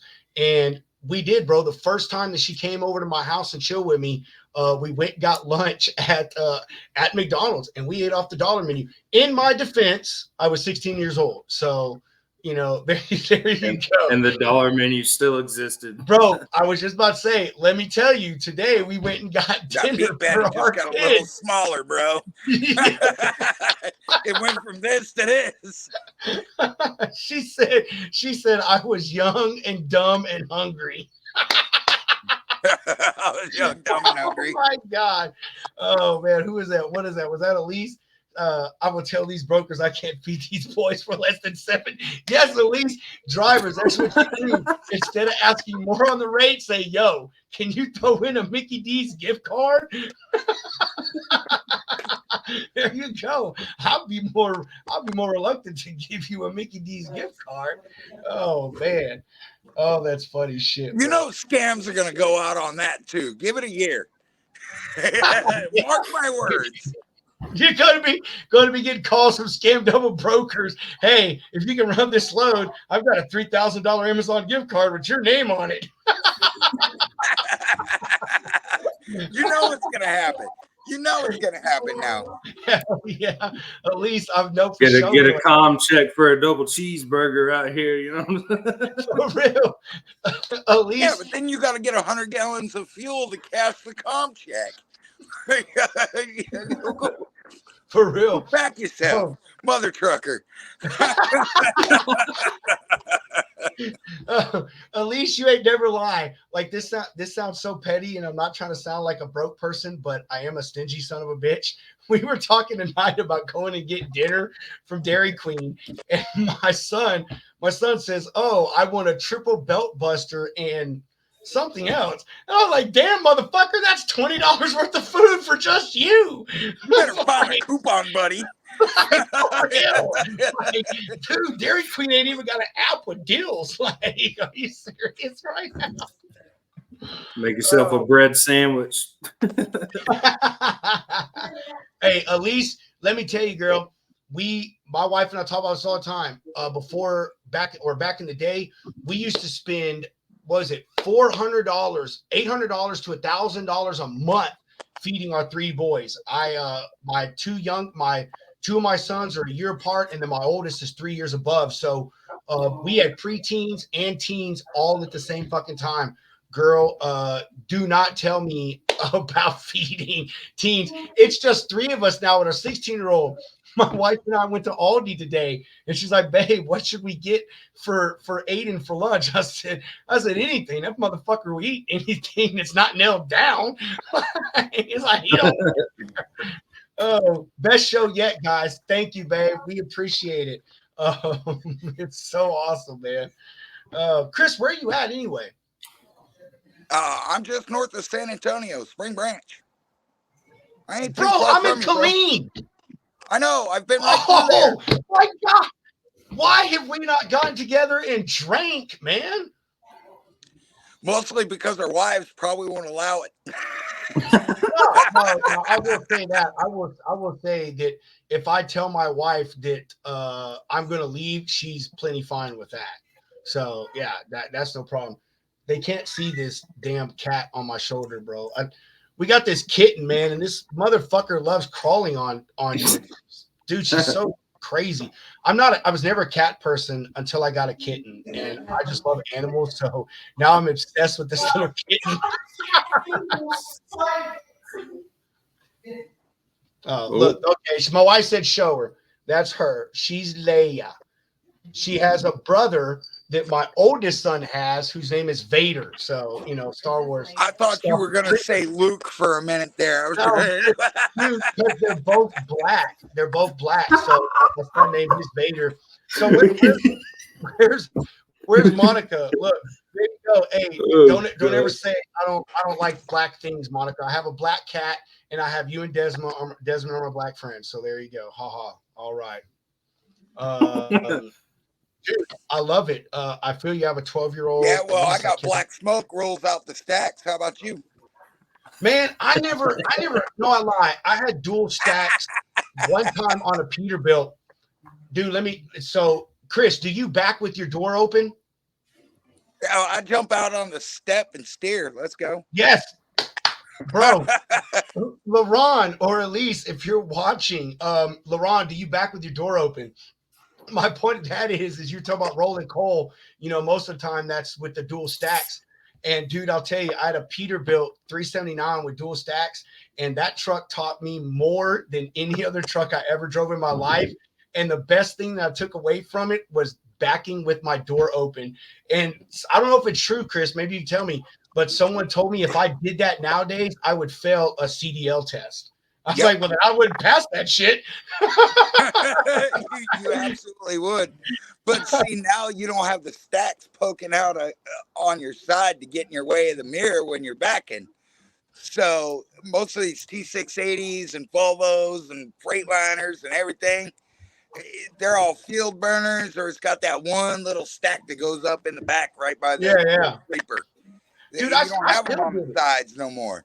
Man, even when I had the last truck, dude, up to the last truck I drove, bro, I drove a 379, was my second truck. I think I was, I don't know, 8 months into my driving career. And dude, I have backed with my door open ever since. Like, that's just how I fucking back. Like, mirrors are a stupid misconception and are a danger when it comes to backing, in my opinion. Elise said, yes, LaRon use the door backs every time. Ticket that truck has to be out of the shop to roll coal. I know what that's mean. Hey, gotta roll coal. It's out of the shop now. It's sitting in my drive. Come on. That's Truck Drivers of America charity logged in on the Facebook account, and that's I believe that's board member Brent. Brent, is that you, Brent? Comment, let me know. Elise said, puts it in R and the door comes open immediately. I know what you're saying. Dude, hey, I don't know about y'all, Chris, or I know LaRon and Chris. Dude, hey, you could just put that foot on the clutch and just let it fend a little bit, dude. You could steer blindly. You know what I mean? Just not even looking at what you're doing. As long as you see the trailer, you're just backing up. What are you talking about putting it into R? My truck's so old, it ain't got an R. It's got this floppy little thing down on the floorboard, and they go. You're so stupid, dude. Oh, dude. Oh, so I ain't even telling you, man. Jeez. Oh, man, dude. Oh, look at that, Hunter, man. I'm so happy we made it to an hour and a half, Hunter. I told you Friday was going to be the show, bro.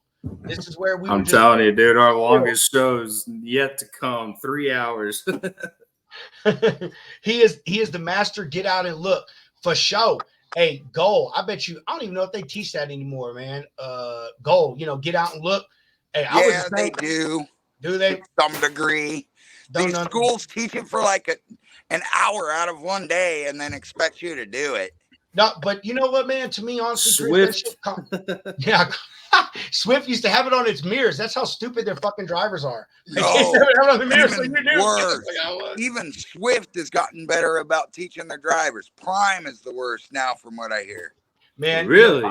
Really? Yeah. I heard Prime had a really, really good program, man. Like, I remember They back actually do, though. Flatbeds, there was this guy on YouTube. I forget his name, but he ran like a. If you're talking about Mar the trucker, man, no. The flatbed guy? No, Mar the trucker. He got like I don't know, Mar arrested out of the Prime Hotel. That's crazy though. Yeah, man. I remember Swift. They had all the memes and the videos of just their drivers just absolutely being complete idiots. But I've never been to driver's school. It makes me want to go to CDL school and try it out for a day or two. Like, how hard can it be? Like, dude, man, I used to. Oh man, I tell you, the get out and look thing. When I will hold up a whole thing of traffic, man. Like, I don't care if I got to get out and stop. I will hold up an entire warehouse driveway. It didn't matter to me, man. Get out, look is the key, dude. Hey, it is not your license and it is not your insurance on the line, man. So fuck off. Yeah, it's coming to that. It doesn't matter who you're holding up. I mean, they can just wait. Because here's the thing. It doesn't matter how many pull-ups I took. It doesn't matter how slow I went. Here's the point at the end of the day. I didn't hit nothing and I didn't hurt nobody. Mm-hmm. You're right, man. So do what you got to do. And if you're an experienced driver and you're sitting out there yelling at somebody instead of helping them, you're an asshole and a decrement to this industry. Bro. Oh my God. I used to hate that shit, man. And you're right, man. Get out and look, dude. Like, I don't give a damn what your priorities are, man. Like, again, it's not your license and it's not your insurance on the line. So let's see who said this. Monica, thank you. We appreciate it very much. Desmond, we appreciate it so very much. Elise said LaRon will put her in the vest. he said if you're gonna ride, baby, you're gonna help. I took out the passenger seat so she can't ride. That's LaRon's version of no one rides for free. Gas, cash, or grass. Oh man. Oh, who was this that said get her done, Chris? Elise again. Yes. Man, Chris, to touch on what you said about the people talking shit on CB, bro, I used to hate that shit. I'll tell you, experienced drivers and veteran drivers are some of the dickiest dick bags you can ever meet. Dude, they are. Hunter, I know you've never driven, but bro, I'm telling you, dude, it is so funny how drivers forget that they were the FNG, and FNG is Army term for the fucking new guy.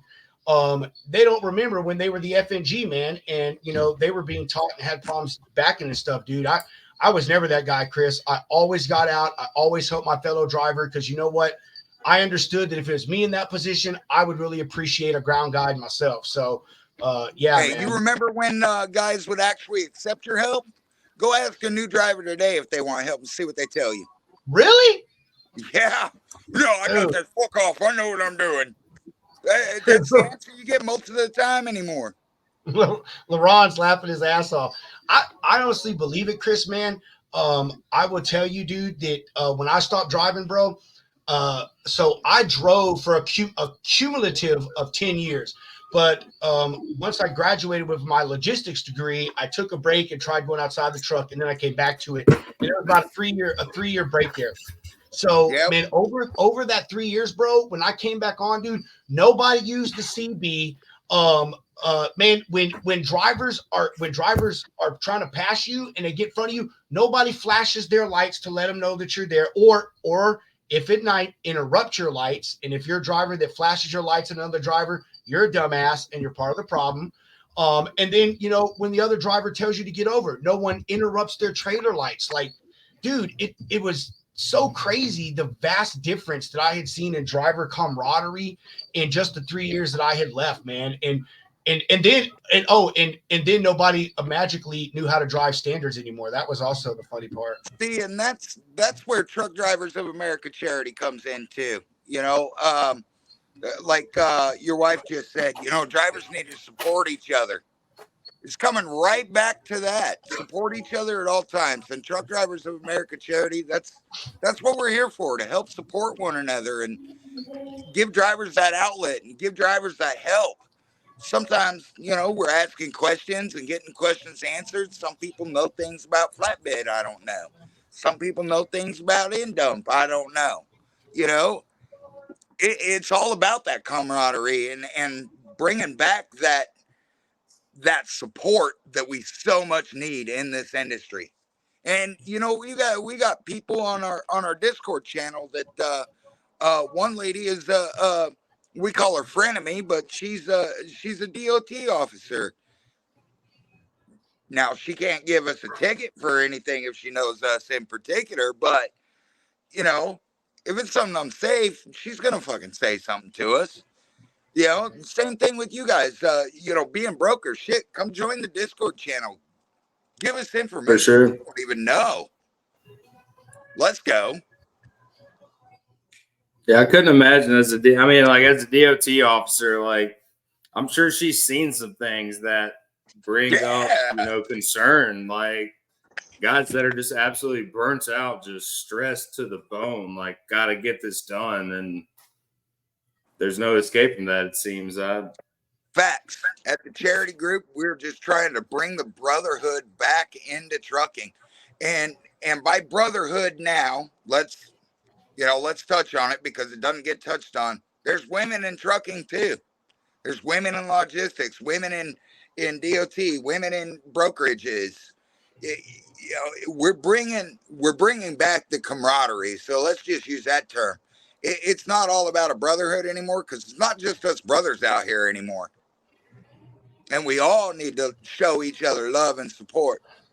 You know, man, you're right. And like I said earlier, I think it is a very small portion, obviously, that makes up the female demographic in this industry. Which, you know, I mean, I would say rightfully so, only because it's not a typical female industry to get into. You know, truckers have always been known as big, burly, you know, bearded men and so forth and so on. So you're right. You know, there are those females out there, and they need that support and that camaraderie too. And honestly, I mean, as I like to call myself a traditionalist, but as a traditionalist, I think that, you know, a man should go out of his way to help a woman, you know, regardless whether it's just a driver or not. But, you know, there are women out there in this industry that need our help too, man. They struggle with the same things, the mental health, the being away from their kids and their husbands and families and stuff. So, man, you're right, dude. The camaraderie, it's gone.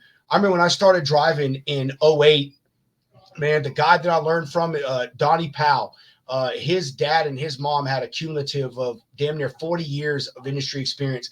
His dad taught me how to drive a stick in like 3 blocks, like for real, bro. I failed 3 driving tests. His dad taught me how to drive easy. Point is, man, they were all about camaraderie, man. I mean, I remember when we blew a tire one time and we worked for Lisa Motor Lines. It was a subsidiary of FFE. And dude, we had 2 other drivers stop and ask if we were okay that drove for our company. And like, we're like, hey man, you know, this is the issue, da da da. Dude, they stayed there until they made sure that we had roadside on the way to fucking help us. You know, I mean, guys talked on the CB, man, told each other what was going on. You know, hey, you know, full grown at the 428, you know, coming at your front door. I mean, like, it just isn't there anymore, man. It's every driver for themselves. You go in the truck stop, nobody gives a shit about you. The truck stops teach you like shit. The drivers teach you like shit. It really has got bad, man. And I hate to say it, I sound like an old man, but a big part of it is the new generation coming into trucking. Man, I'm 39 right now. Chris, I don't know how old you are, but you know, I started driving in my early 20s, and you know, there's been 16 years that's passed since I started driving. And dude, there's a whole new generation of people coming in this, and I truly don't think that they understand the way this industry is really supposed to be, in the camaraderie we're supposed to have. Yeah.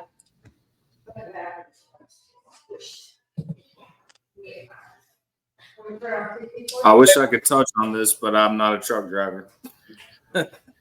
You But could you're a though. logistics coordinator, so you can touch on it. Think about how many times it'd be easy for you to say at the end of your call with that driver, yeah, hey driver, be safe. We'll see you on the other side. Dude, I wish, man. I had a great uncle. My dad told me about it. One of my great uncles, he was a truck driver, and my pops hopped in the truck with him one time and went on a west route from Alabama to California and back, and did the whole shebang. And like, it was back in the old school days where, you know, you'd have the posted up load sheets on the truck stops, and like, it was just different. But you know, I guess the only thing I can really relate to is just the newer generation, like Robert and I have talked about, with just this industry in general. You have to understand both sides of the world, operations and sales and the customer and what goes on with it. Like, you can't just be some snub-nosed bullshitter that is a cheese dick salesman. Jump on, Brent. Not care about your drivers in the long run. Like, I couldn't imagine. How easy is it for you at the end of your call booking that load with that driver? Are you a broker? I am strictly drayage and international now, but I have very in-depth conversations with my drayage carriers. I build relationships. So I care. When you're with that carrier and everything, and you're talking to that carrier, whether it be an owner op or the dispatcher for that carrier or whatever, how easy is it to say, hey, have a safe trip, and let me know if you need any help? How easy is it? I give them my personal cell phone number. I give them my open phone number. I give them my email. If you need anything, call me. Yeah, Because I care about my business and I care about them. But yeah, have a safe trip. Be safe. Like, yeah, please be safe. See you on the other side. You know, absolutely. Those words alone, me as an owner, I mean, I've only ever heard it from one broker before. Have a safe trip. Really? One broker that I've worked with. That's sad. That's sad. Yeah, I mean, back when I was a truckload broker, absolutely. Like, we're all people here. We're all people, and it's relationship building, and I care about my drivers. And like, I think a lot of. Oh. Yeah, dude. Like, it's the big dogs that I will not mention at this time. Like, they don't give a fuck about anything except for their 30% margin, and that's not okay. Like, you gotta understand that this is more than just. Oh yeah. A way to make money. There are lives and careers, and like I said, we're all people, man. Like, to the point of our conversation today, you got a family, I got a family, Robert's got a family, the random guy that I'm talking to out of Bozeman, Montana's got a family. Like, it's important. And there it's ain't something shit coming out of Bozeman. Ends of Bozeman. Man, what you talking about? I've run through Bozeman. Hey, if anybody out there wants to jump on, if you're in the group, I just posted the link. Just tap the link, jump on. Brent, if you want to jump on. Desmond, Monica, Elise, LaRon, everybody except my wife. Robert, how'd you say your background like that? Because I'm a pimp, bro. That's why. P-I-M-P. Oh, dude, you go down to settings. I'm already on it. I don't even know. Go down to settings. Camera. You don't have to accept it. Yes, Right here. You look so weird with just your head there. Anyway, man, let me catch up some of these comments. My wife works for Norwegian Cruise Lines. If anybody wants to book a cruise, let me know. Cruise lines open early tomorrow. My wife, a true trucker's wife, man. Hey, if you don't know what this means, then I don't know what to say to you, driver. I say it a little different. I say keep the shiny side up, the rubber side down, keep them reels rolling around. I've never heard that before. My boy LaRon has a good one. Bro. I don't remember what it is, though.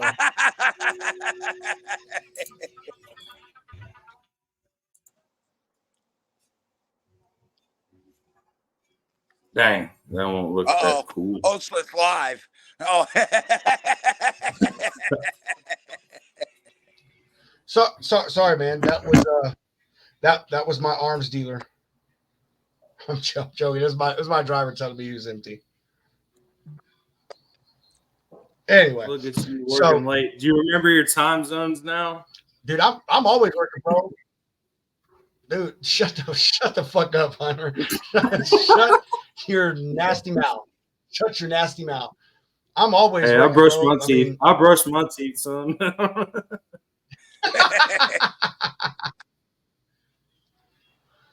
Look, I'm always working, man. Look, there's my stuff right now. Me talking to my team about all my loads. That's my nighttime team right there, Lirio. Hey, I'm always working. That's how a true logistics professional does, man. You're never off the clock, carriers included. Oh, pull that up again. I need to steal some business from you real quick. Just pull that up. Bro, good. Hey, good luck, man. I will say, one of the things. I mean, all my stuff's truckload. You wouldn't need any of it anyway. None of the only customer I know that does Dre already gave you. So quit being greedy. Oh, she's been killing me. I know In a she's good way. awesome, isn't she? I told you, MJ is the shit. I want to bring her on the show, We dude. are Like, gonna do have some- MJ on, bro. She is the bomb, dude. Tell me she does not sound like she is part of the mafia with that accent. Oh, dude. I already know about her dog, Mac. I know about her family in town. She loves her house, being the way she likes it. Look, She man, likes to pick her feet up on Sundays. You guys don't even Yeah. operate in my world. I'm hauling a welfare wagon. What do you mean a welfare wagon? Hopper bottom. Hey, a lot of people would like to know that, man. I'm telling you. You ain't never heard it called a welfare wagon before? You know I haven't. I haven't been able to find a hopper bottom carrier, man. Dude, because they're not on DAT, bro. Like there's specific Bulk loads. there's specific load boards that they go off of, yo. Bulk loads. Hunter is a garbage broker. I agree, Russ. He's trash. Fuck you, Russ. Hey, man, you could put garbage in an end dump. I'm just saying. Hey, Russ, go You know, talk a to hopper Chris to bottom- get you some dumper loads. You know, a hopper bottom is just an end dump with ED, right? Erectile dysfunction? Don't go up in the air. Just squat over the hole and dump. Dude, only thing I ever did when I drove, man, I ran reefer freight. Dude, that was all I ever did. That's even if I got back into the industry now, that's all I would ever do. But cause like, I don't know, that's my shit, bro. I love reefer. I never did a hopper bottom. I did flatbed for like 3 weeks, but the only reason I quit is because the guy I ran for was a stone company and he was a fucking idiot. Like the truck I drove, literally you had to tell the speed by the RPM gauge because the speedometer didn't work. And the steering wheel set like this, bro. Like I'm for real. Like it was all cockeyed and shit. So yeah. I will say I didn't like flatbed, bro. That chaining shit is not for me. Like, I don't know. And it's only because I'm a pretty boy. Like, I like to stay clean. And so that shit did not work for me well. Like we talked about, man. There's a Did you just there's say a he was seat pretty for every boy? ass. Cause damn.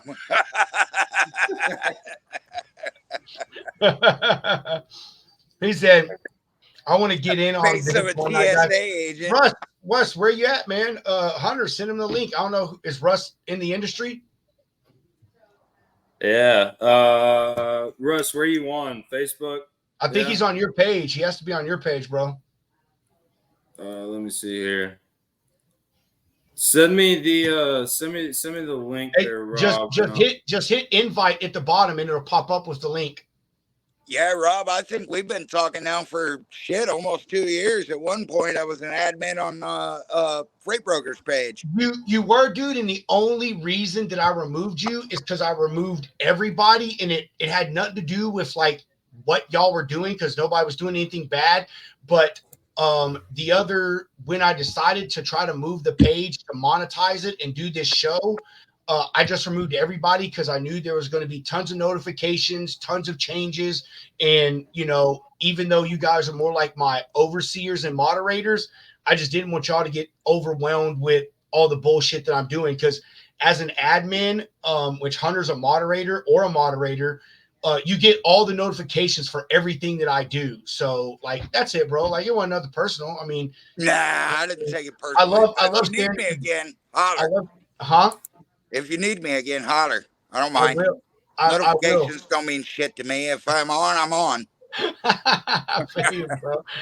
Hunter, look at you with your trying to be like me, fucking thief. Dude, I wanted to bring this up earlier. Russ, I sent you the link if you want to get on. You. By the way, Truck Drivers of America charity's got a flag that they make. You guys go onto the Truck Drivers of America charity.org page there and order yourselves up a flag to fly in your back window or Fly your flag. or- I'm just joking. Yeah, fly your flag, boys. let's not do that. But anyway, But yeah, we do have a flag there that you guys can order up, and ordering that flag does support the charity, and it's nice to look at, man. Green is for mental health, and chrome is for truck drivers. So that's the color scheme you got there. I like Who's it, dude. this? I can't wait to have We Brent got- on. I sent him the link, but he said, There he is. Yeah, I got in. the man, the myth, the legend. Yes, yeah. I'm one of the charity board members. Thank you guys for your support. Ticket, thank you, brother, for coming on and talking to these guys. Much appreciated. You always know that. Love your face. Yes, sir. The only one. Thank you for being here, Brent. You're welcome. Alleviating us from Chris's face. Swear to God, where you I at? swear he's got a moon above his head. It's all I'm good, Brent. We can still I- see you, Yeah, I actually pulled in here at the house now. I'm home for the weekend, and man. Where's home, I'm if you don't mind us asking? Southern Indiana, Oh, really? Where at? Orange County. Oh, okay, cool, man.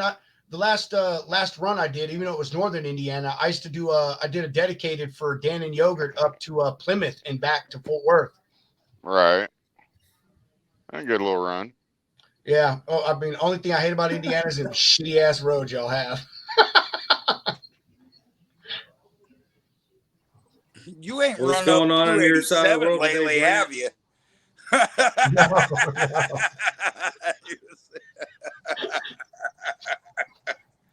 So Brent, hey, how'd you get started? How'd you get started in this, man? With the mental health thing, man. Hold on, I'm having headset difficulties. Can hear you just fine. Yeah, I know. He might not be able to hear us, man. I see he's hooked up, so to his Yeah. charger, so maybe it ain't working. But can you hear us, Brent? No, that sucks. Unplug your headset or go just straight to your phone. He's an Android user, so it might give us You feedback. better watch your fucking mouth. Dude, I will go off on any of you iPhone users and just destroy you. I have both. Well, like Yeah, what? 98% of the world. No, I mean, dude, I just feel that iPhones are like one of the biggest shams, man. But that's another conversation for another brand. I'm a Samsung guy personally. I mean, I'd rather go with a company that's been in business for 100 years than someone who traps their customers in their products and all you can use is their products and yeah. And iPhone users as well. They're the only people on the planet that say my iPhone. No one says my Samsung or my Android or anything else. It's not our choice, man. It's not our choice. Yes, it is, you fucker. Yes, it is. Look, Oh I my was a God. Samsung user for a long time, but when I started up this trucking company with my daughter, she's the other owner. And let me tell you about how many choices I actually get to make.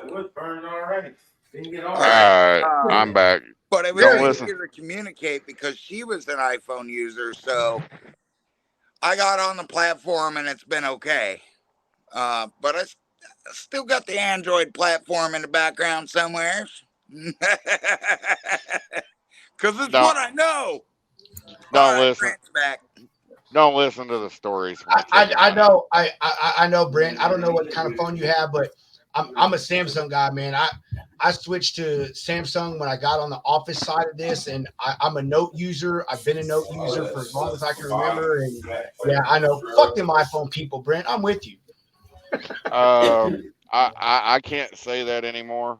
I do have an iPhone. Oh also. my switch to an God! Look at iPhone! this shit, man. Oh my God! See, Talk about see, making Chris? a ticket You money see? a liar. That's why I was having technical difficulties because he's using an iPhone. Look at it, You proof just- right there. You just turned me into a broker, bro. So Oh my God, man!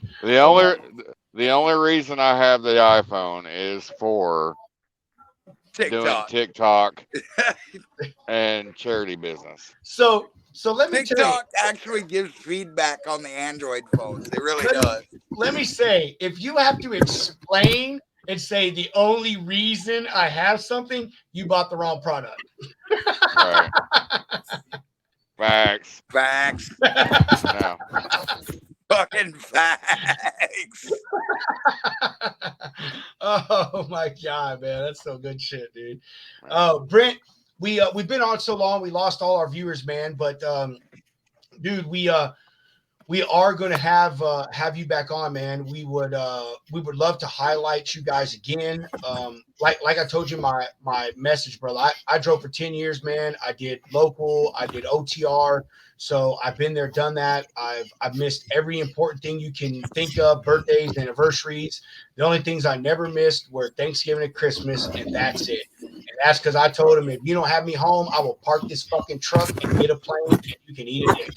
So, Well, this is the way. Okay, so this is the way us 5 board members look at it as once a driver, always a driver. oh no, 100%, man. I'm 1,000% behind carriers, man. Every day, all day. I mean, I operate a flatbed with a friend of mine. I don't know which side. I don't know which way to point where he's at. I think he's Hunter. that way. I think he, Hunter, I think tell he's him that what to way. do. What's up, brother? Who? Ticket money That's or me. Hunter? Ticket money. Oh, I think he's over here. Yeah, Yeah, that over there. I mean, I don't count him as a driver. He's a barbecue expert over there.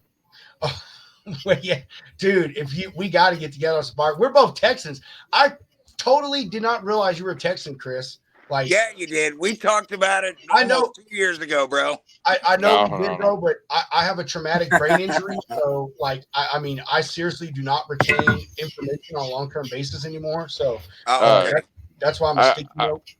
I do got one question though. Before you go over the tickets to barbecue with him, you do have the proper PPE, right? No, I don't need PPE.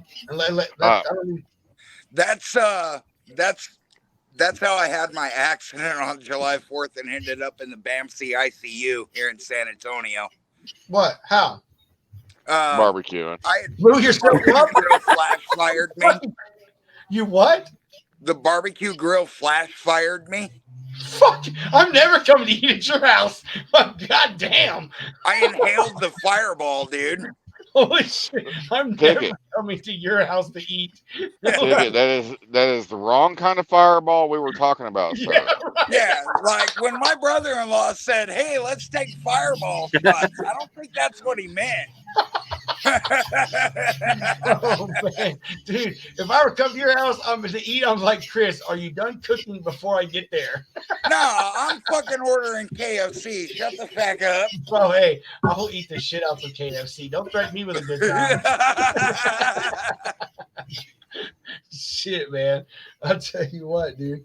But anyway, I was saying, Brent, we're gonna have you back on, man. Again, like I said, we lost most of our people now because we've been on so long. We're just bullshitting. But everyone, dude, I know you can't see the comments, but man, there were so many people talking about mental health and the importance of it, including my wife and Elise, which she's a friend of mine who's a driver's wife, talking about how important it is for them to have support as well. So, yeah, man, we definitely want to be behind you, dude.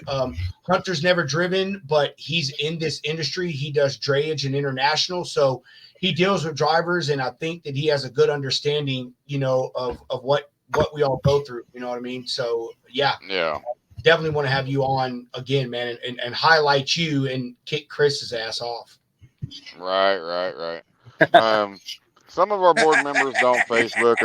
Others of our board members do. I am, I guess, what they call the voice of the charity. I mean, Yeah, as you he's can a tell. PR guy. Yeah. We have another guy we call face of the charity, but I am the voice, so I do my best. I may stumble on my words sometimes, but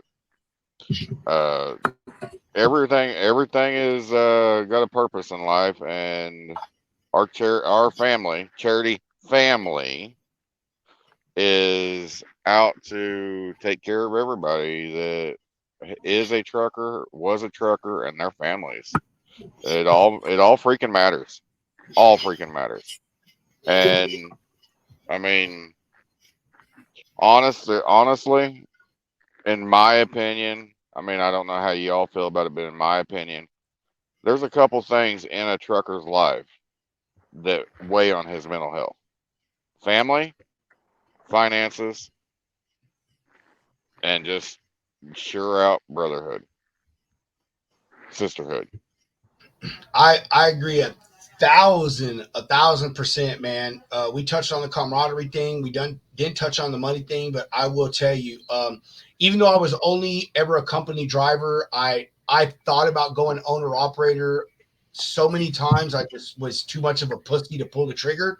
But with the money thing, I agree, man, because there's a lot of stress on drivers for that too.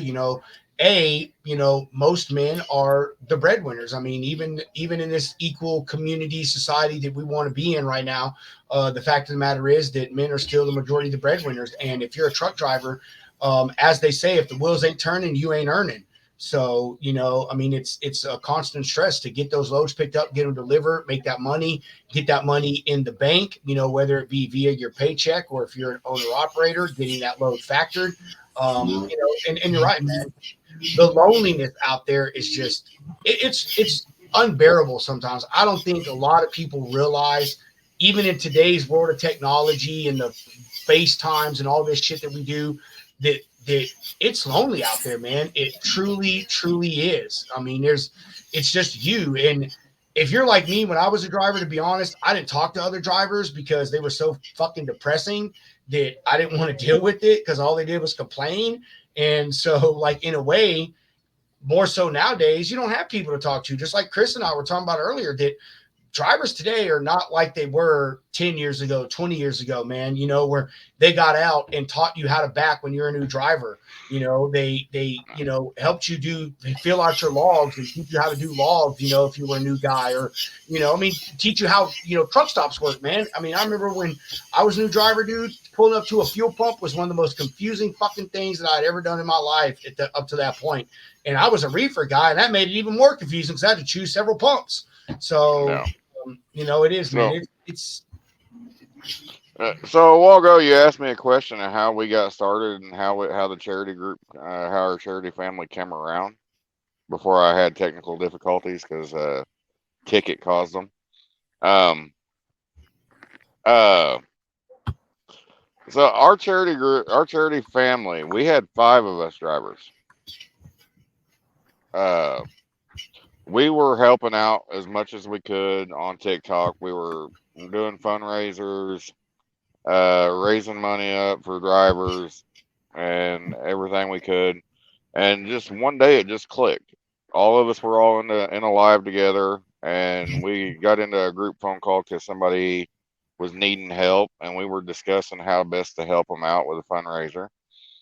And we just had this bright idea. Hey, why don't all 5 of us come together and create a charity family and build? Because we were all doing it separately. So we all just come together. And I mean, some people, we can't help everybody, but we can help at least one person a day. In my opinion, if we can help at least one person a day, we're doing something. And as we've grown and grown, we are over like 130 plus strong right now. And as we have grown, I have issued a challenge to all drivers out there, all drivers in our family, all drivers out there on the road. During the summer months, carry a barbecue grill on the truck with you, whether it be a flat top or a charcoal or whatever. Carry a barbecue grill out there on the road with you. And park in the party row. Everybody knows the party row is the back row of the truck stop. Park in that party row. And get on that radio. Let all the drivers that do have the radio on know that you're getting ready to have a cookout. go up to the door of the truck stop and stand there for a little while and let the other drivers know that you're getting ready to have a cookout. Come back, hang out, have fun. Let's talk like we used to. And bring some freaking steaks. Ticket, you're supposed to be bringing the steaks there, buddy. I'm bringing the lighter fluid, pal. No. You know, Brent, it is so ironic that you said that, because one of the fondest memories that I have of being a driver is I was with Night Refrigerated, and we used to run a dedicated. I'm sorry. No, bro. Hey, everyone says that, dude. Hey, I fucking loved them, man. Like, I loved them, dude. I got with them right after they started and that's because they bought out a company called Roads West. And I was one of like the first 50 drivers to like, I got everything I wanted. I don't know how it is now, but I loved it. Point is, we used to do a dedicated deal from south of San Antonio. I want to say Poteet, but I don't think it was Poteet. Anyway, we used to pick up potatoes, take them to Denver, and drop them off at the Lay's plant. And I ran with 3 guys for, I don't know, about 3 months. And this one guy was an owner-operator. He had a Kenworth T2000. I know you guys remember that truck. I don't care what you say. I thought it was one of the coolest fucking KWs ever, man. Anyway, he carried a grill on his truck, Brent, a charcoal grill. And he did it really just to save money. But, dude, we used to always run. We would run straight through from south of San Antonio, straight to fucking Denver, little 3-person convoy, and we park at the TA in Denver. I know you guys know what I'm talking about. And we used to park, Commerce City. dude. Yes, we used to park on the back row when they had I can't remember what it was called, but it was the big yellow things that you hooked up to your truck that had the TV and shit. But we parked on the back row of there, and dude, he would break out the grill every single time, and we would just sit there and barbecue and drink beer, and other drivers would come by and we would bullshit. Brent, that is a fucking awesome idea, because dude, that was some of the greatest times I ever had within those 3 months, man. Was just chilling with those guys, cooking burgers and dogs and steak and drinking beer, and man, it was fucking amazing, dude. That's awesome that you brought that up, man. Yep. Facts. That's a challenge I've issued to all drivers out there. I don't care if they're part of my part of our charity family. I don't care if they're just a solo out there by themselves. Just do it. I mean, we've got drivers scattered all out through our family that have our business cards, wristbands. A lot of us drivers now that are in the family are wearing T-shirts around. Mine's over there in my bag. We gotta gotta get get it some washed beer up. from you guys. We have if you get on our it's actually not accessible on our merch link isn't accessible on our website yet. But if you get on there, you can leave us a message and you can get a hold of our website creator, and he can get you in touch with our what we call our merch queen. Then she does not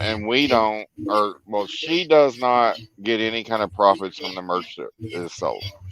She makes it all, she creates it all, she designs it all for us, and we put it out there for sale to bring in money to the charity, so we can take that money and put it back into the trucking industry for these drivers that are needing help. I got a pledge right now, real quick. But you guys are gonna have to join TikTok as Dr. Dre and Pedro Potato. I'm telling you. Oh, I'm already on TikTok, bro, but my name's not Pedro Potato. It's gonna be now.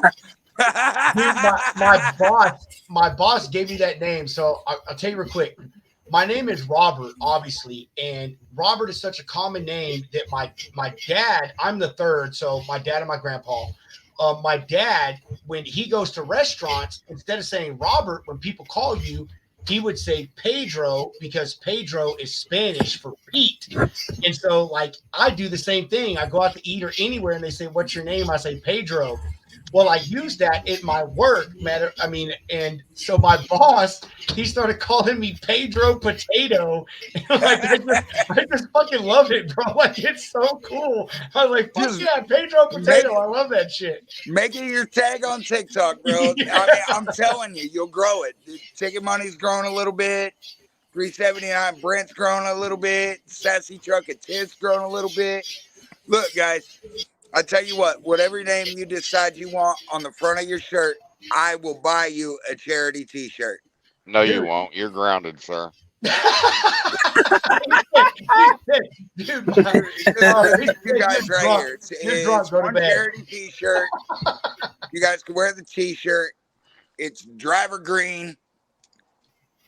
Well, I'm gonna go buy one. I'm on y'all's page now, Brent. So I'm gonna go request one, dude. I will fully support it. And like I said, Hunter and I've already talked, dude. We are 1,000% down of running your guys' info. You see it right now. It's on the bottom of our ticker. Putting your stuff out, dude. I accepted you to my group. I'm going to go when you make your first post. I will pre-approve you. You can post freely at will. Chris had that privilege, but I had to restrict it. No, I'm just kidding. I'm just kidding. Well, I can only guess why you had to restrict his with some of the stories I've heard. No, Chris Stick never. it. Go ahead, Brent. I'm sorry. Stick it. Have y'all heard the story yet? Oh my God. This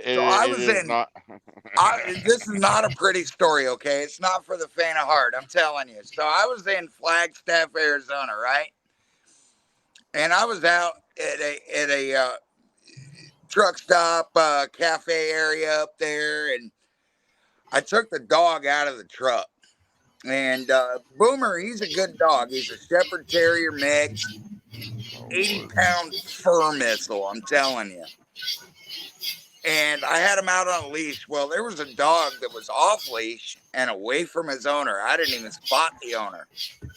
And he came up, and as soon as he got aggressive towards my dog, like, they started to get into it. I'm telling you, this shit didn't even last 10 seconds. My cordless hole puncher is in the truck like 30 paces away. And my cordless hole puncher, I'm talking about Freedom dispenser with a whole bunch of Freedom nuggets. Okay? So I couldn't get to it in time. I picked up the nearest thing I could, which was a fucking stick, and I put it in this dog's poop hole.